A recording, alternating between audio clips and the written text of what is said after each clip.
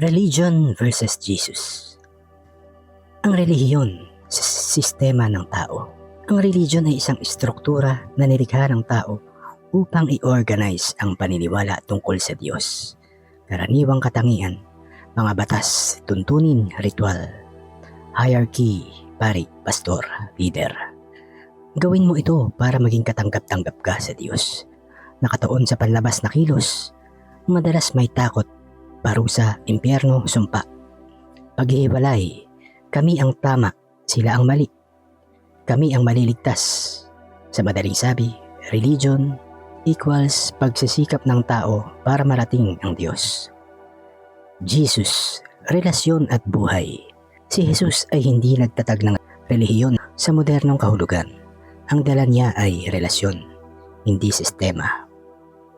Itinuro ni Jesus ang pag-ibig higit sa batas, habag higit sa sakripisyo, panloob na pagbabago ng puso.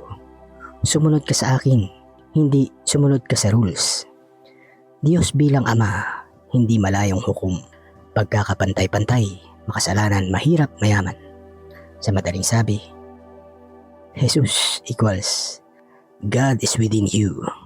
Luke 17:21. God is Spirit. John 4:24. Makikita niyo pa ang ibang kahulugan sa John 14:20, Psalm 46:5 na nagsasabing ang Diyos ay nasa iyo at wala sa labas. Bakit nagbanggaan ang religion at si Jesus? Noong panahon ni Jesus, ang mga Pariseyo ay tagapagtanggol ng religion. Si Jesus ay naghamon sa sistemang iyon. Mga halimbawa, sinira niya ang mga tradisyong walang puso. Pinatawad niya ang mga makasalanan bago pa magbago. Pinili niya ang tao kaysa sa batas. Pinalaya niya ang mga tao mula sa relihiyosong takot. Kung sino man ang walang kasalanan ay siyang unang pumukol ng bato. Kaya nga siya ipinako sa krus, hindi ng mga makasalanan, kundi ng relihiyosong sistema na nanganganib mawala ang kapangyarihan. Isang malalim na pagkakaiba. Religion, panlabas na pagsunod. Jesus, panloob na pagbabago. Religion, takot. Jesus, pag-ibig. God did not give you a spirit of fear.